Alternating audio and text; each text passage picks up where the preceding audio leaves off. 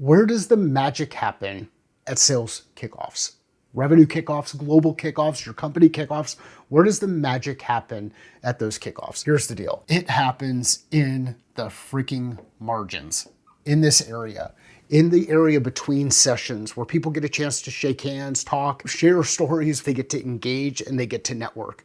So as you're preparing for sales kickoff season, revenue kickoff season, global kickoff season, make sure that you first create space for there to be engagement. And I am not talking about trust falls. I am not talking about the team building activities. I mean, we've done axe throwing in the past, bocce ball. I mean, there are a number of different things that I've done at sales kickoff meetings to help create space for engagement. And I'm not talking about that kind of stuff. I'm talking about the area and space that you create for your team to get together. So have space in the margin.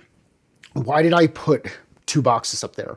For each of the sessions that you plan, make sure you build your call plan. So who is going to be in the room? What are their objectives? What are our objectives? And what are the desired next steps? Why are the desired next steps important in the planning process? Because if you don't put things into action, you'll lose them. There's the Ebbinghaus forgetting curve, and some of the stuff has been debunked, whatever. Here's the reality. If you don't put work into practice, you'll forget how to do the work. Now, one of my favorite quotes is the Marie Antoinette quote. There's nothing new except what has been forgotten. Here's the challenge. We continue to forget things. And the reason we forget things is we don't put them into practice. And the primary reason we don't put them into practice is because we go back in, like Christina Brady talked about earlier in a post today, we go back in and we just go back to normal. And the reason why we go back to normal is because things either get hard or pressure comes from up top because we're not hitting numbers, or something else happens. You create an operating environment where it's like, that's not how we do things around here, even though that's how we train people to do things. No, who's going to be in the room? We're going to do this from a call planning perspective. Who is going to be in the room? These are going to be the people presenting information, sharing information, and the people consuming information. Know what their objectives are. Now, these things are complex because you got a lot of people that are in the room. You've got a lot of different roles. If you're doing a revenue kickoff, you may have a combination of customer success, marketing, and sales in the same room. If you're doing a sales kickoff, it might be inside account executives, field account executives, enterprise account executives. You've got different needs across each of those groups. What are our objectives? What are your objectives? What do you want to have happen as a result of that specific session? And then what are the desired next steps? What are the 3 things that are going to happen as a result of it?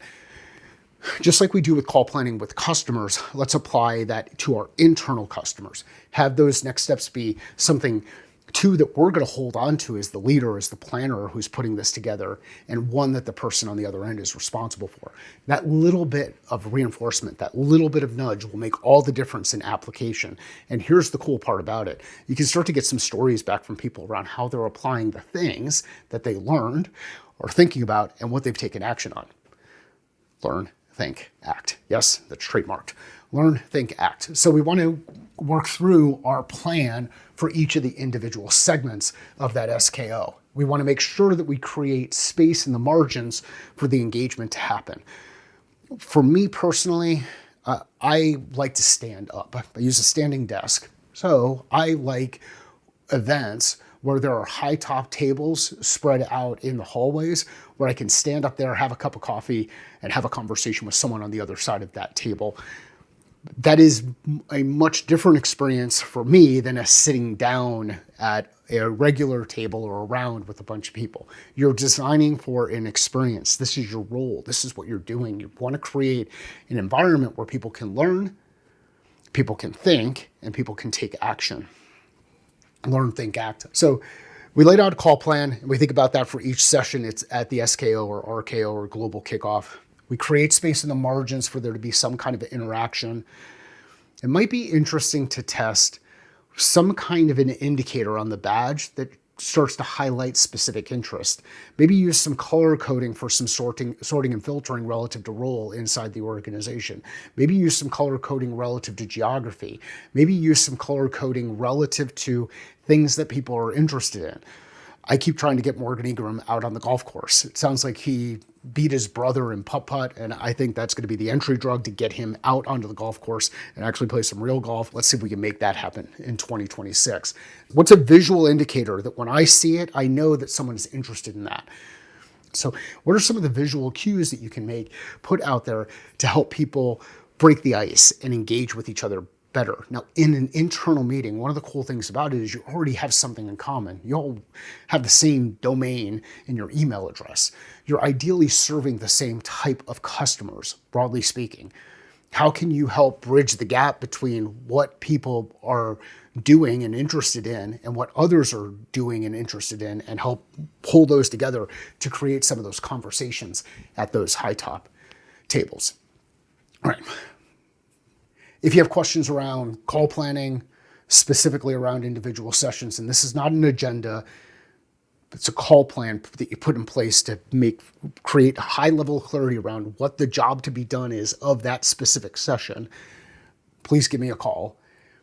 If you're looking for someone to speak and help your team get better at communication with their customers, both internal and external customers, that's something I can help out with. Let's move into some of the topics I think are going to be really important this year at sales, revenue, and global kickoffs, just given what I'm seeing already in the conference space so far this year. Number one, communication. Communication is one of those things that is getting a lot of attention right now. You're operating inside an environment where there's a high level of distraction. We're distracted. We have our phones. We can look at these things all day long, scroll through things. I can let my brain go while I'm listening to other stuff. Communication is a challenge that we're running into. And remember, there are things that are said, there are things that are heard, and there are things that are remembered. And very rarely are all three of those the same. Now, with all of the tools that are available, it should be really clear that there's a correct or a direct connection between the things that are said and how those are heard throughout the entire group. You can record calls. You can play those calls back. You can review transcripts. So communication, said, heard, remember, making sure that you understand what's important to the person on the other side. This call plan framework is something that can help with communication. The other one that I think is going to get a lot of attention, or starting to get more attention, is story. And understanding, hey, this is not about creating the story or telling the story. This is about engaging in the customer story, realizing what their role is inside an organization, what type of transition they're looking to make, how they interact with others, leveraging story to improve communication and engage better with customers. And if you saw the post I did a little bit earlier on, I think you pronounce it Stelansky, the Stelansky questions that helped him get into character from a method acting perspective. How can we leverage story to engage in our customer story, not drive storytelling? Both of those things connect directly with communication and engagement. The third one is engagement. How can we create better engagement across our teams and across our customer base? The reality of 2025, and as we move into 2026, is things are going to continue to get noisier. There's going to be so much more information that's out there, and it's really hard to sift through the noise, especially if you don't have lenses on that help protect you from that, or headphones on to help protect you from that. It is really hard to create signal, identify signal through the noise. Engagement is one of those things that will help with that. And my view on engagement is I think there's going to be a much stronger push to one-on-one, in-person engagement with customers. I get it. Some of you work in office environments. Some of your teams work in office environments. Here's the reality for a lot of global teams with your field reps. They may work in a home office. Ideally, a lot of the work that's really happening is the things that they're doing with customers, whether that's engaging with customers at lunch or at dinner or breakfast or coffee or in their operating environment. I use a tool like a whiteboard to help improve engagement in this kind of environment. When you start to see your words put up on the board, it increases engagement.